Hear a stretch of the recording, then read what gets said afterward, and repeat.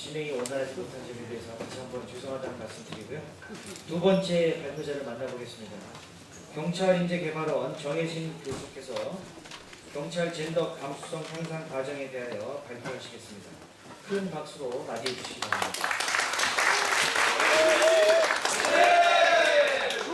네, 안녕하십니까. 저는 19년차 경찰관이면서 동료들에게 인권과 성인지 감수성 교육을 담당하고 있는 경찰인재개발원의 정혜신입니다. 여러분, 매년 성폭력, 성희롱 교육 받고 계시죠? 근데 교육 받고 어떠셨어요? 아, 바쁜데 뭐 이런 교육을 꼭 해야 돼? 너무 여자 입장에서 얘기하는 거 아니야? 아, 무조건 모든 남자들을 잠재적 가해자로 몰아가는데 너무 불편하다. 이런 반응들이 있으셨죠? 저희 경찰관도 마찬가지였습니다. 올해 초 우리 사회의 구조적 성폭력 성희롱의 실태를 고발한 미투의 열기는 점차 확산되고 있는데 경찰관들이 피부로 느끼는 체감 온도는 아직 낮은 것 같습니다. 여성폭력 범죄 전담 부서도 만들고 그리고 집중 단속 계획도 수립하고 있습니다. 하지만 가장 먼저 선행되어야 할 것은 경찰관의 성인지 역량입니다.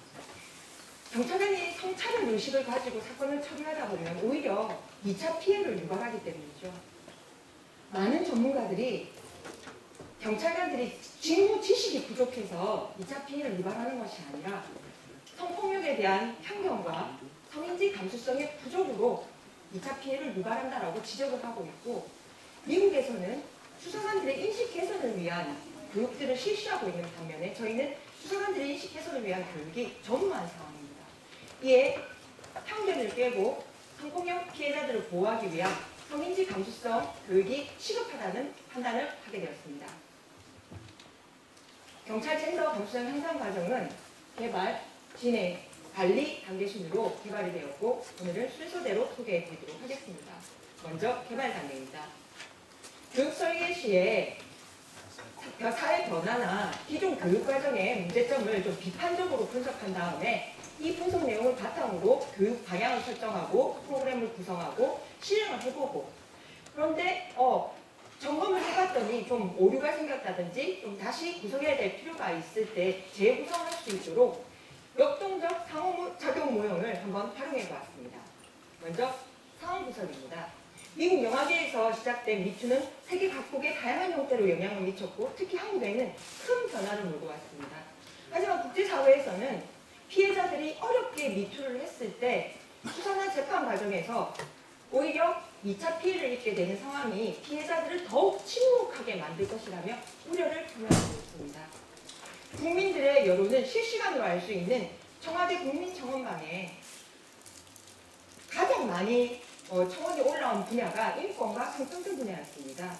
그 중에서도 여성도 대한민국 국민입니다. 성차별 없는 보호를 원합니다. 라는 청원은 5일 만에 청원이 40만 인원을 돌파하였습니다. 이러한 국민의 염원을 바탕으로 여성범죄 전담 부서도 만들었고 앞으로 실무 교육 외에도 성인지 감수성을 기를 수 있는 교육을 확대해 나가겠다는 계획도 하달하였습니다. 2018년 공무원 인재개발 지침에는 국민과 교감할 수 있도록 사회적 감수성을 기르는 교육을 강조하고 있고 4대 폭력 교육을 기본교육, 정기교육에 의무적으로 편성하도록 하고 있습니다. 하지만 기존 교육, 강의식, 주입식 교육은 가치나 태도 변화를 유도하기에는 한계가 있습니다.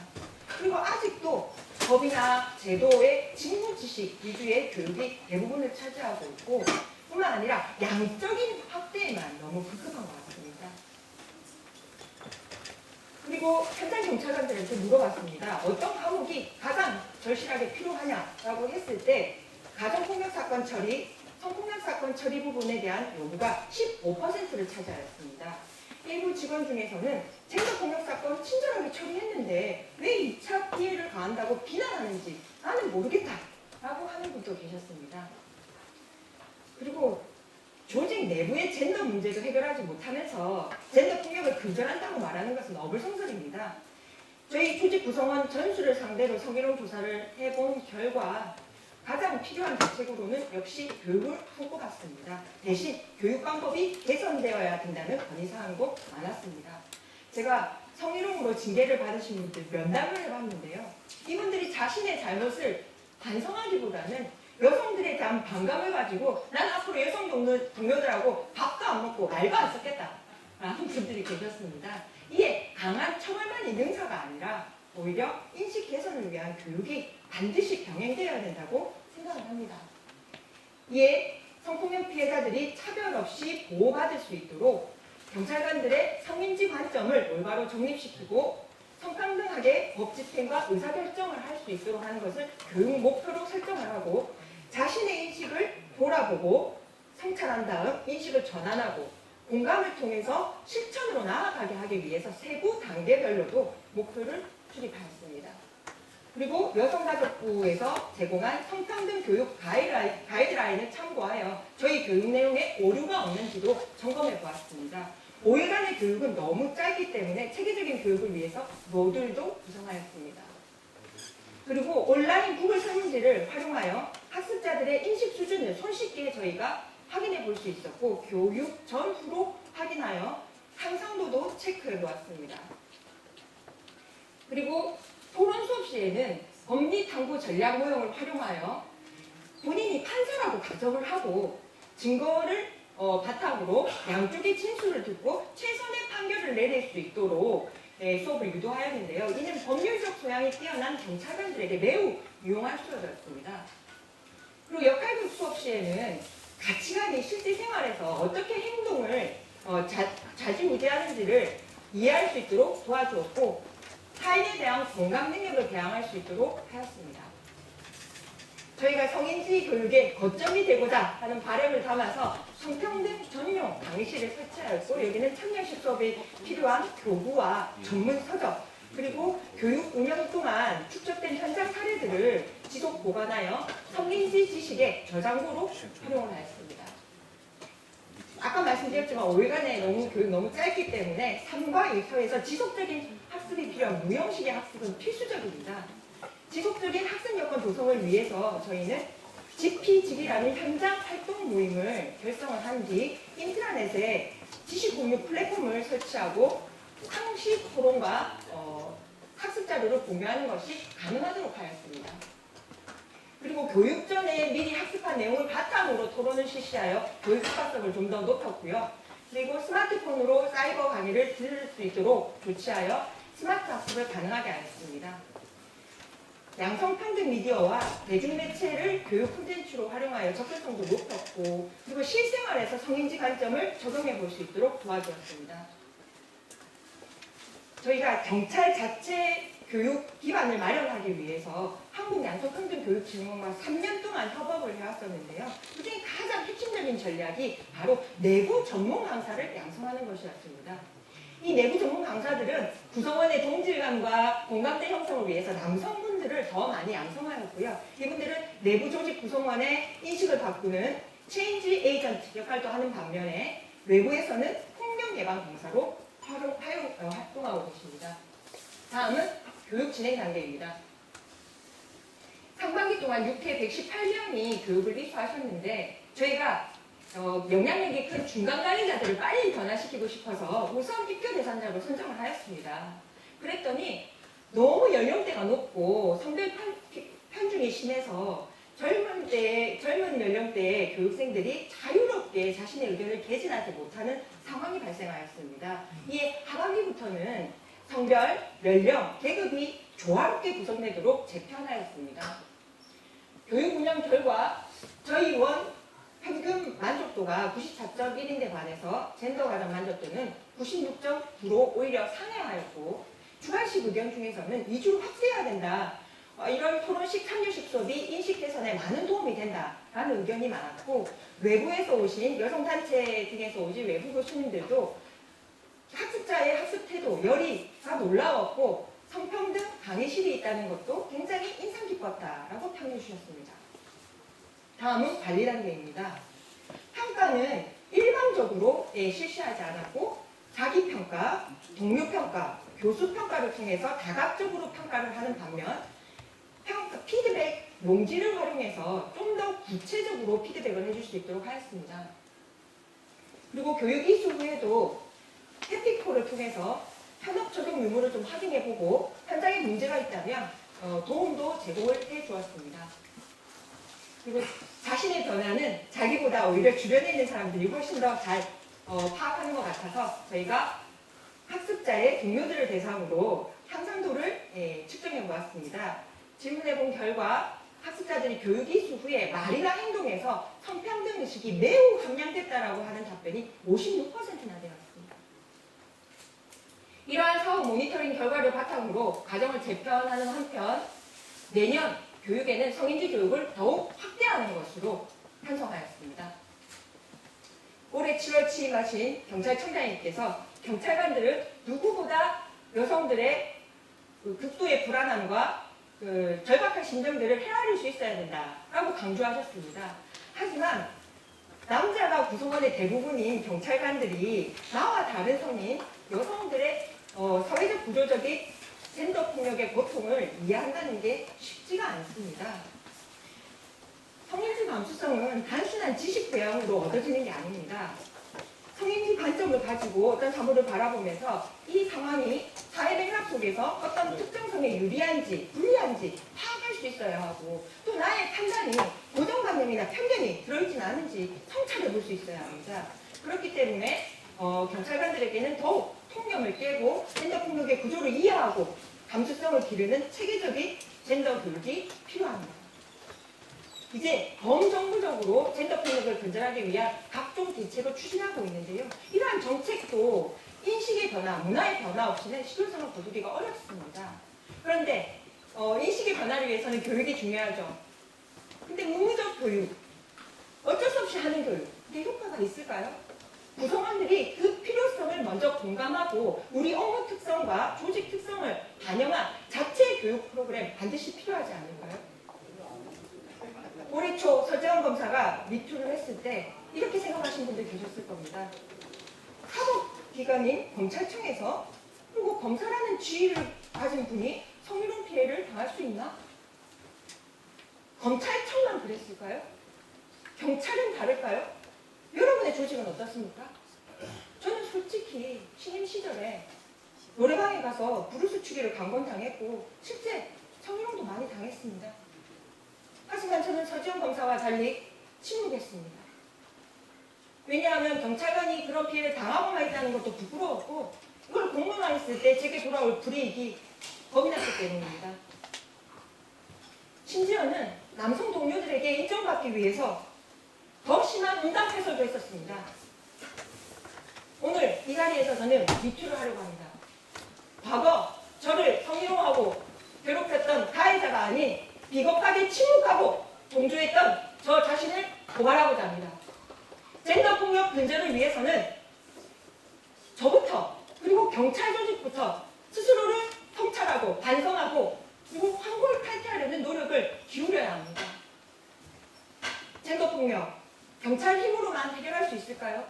저는 오늘 발표의 기회가 너무 소중합니다. 이렇게 전국에 계신 공공기관 교육 담당자분들이 모여 계신 곳에서 저는 간곡히 부탁드리고 싶습니다. 여러분, 젠더폭력 근절을 위해서 함께 동참해 주시지 않겠습니까? 저 내년에는 수사만 잘한다고 해결될까요? 재판은요? 내년에는 검사님과 판사님과 공동교육과정 동정하고 싶고 지금 심각해진 청소년 성폭력 범죄를 예방하기 위해서 관계기관 여러분과 세미나도 하고 싶습니다. 지금 이 자리에는요, 저에게 성인지 수업을 받는 우리 신입 간호고생들이 동참을 위해 참석해 있습니다. 그리고 뒤에는 미디어 부스가 설치되어 있습니다. 동참해 주시고 싶은 분들은 서명을 남겨주시고 연락처를 남겨주시면 여기 향후 연락도 드리고 관련 자료도 보내드리겠습니다. 그리고 소정의 선물도 드리겠습니다. 다만 여기서는 아무런 기능이 없다는 점 사전에 말씀드리겠습니다.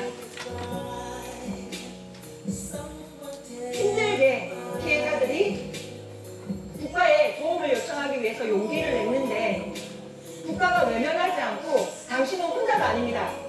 당신의 곁엔 우리가 있습니다. 라며 따뜻하게 손 잡아줄 수 있는 경찰이 되기 위해 경찰의 선임지력 향상을 위해 최선의 노력을 다하겠습니다.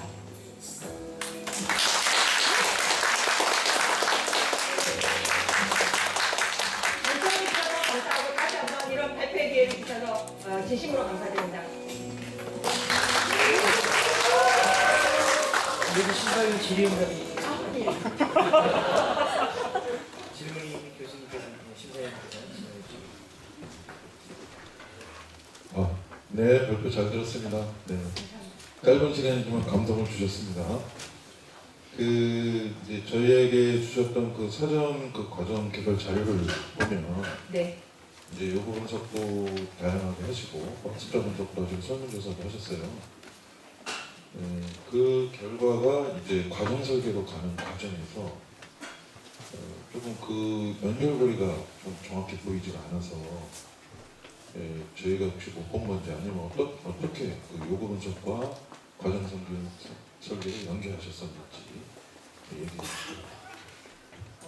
요구 분석 중에 학습자 분석 연결을 말씀하시는 거죠? 저희 학습자 학습자 분석도 있고 조직 요구도 있고 네. 여러 가지 요구 분석 결과들을 우리 과정 설계, 과정의 그 방향이나 목표나 내용이 어떻게 연결하셨는지 좀 말씀해 주시죠.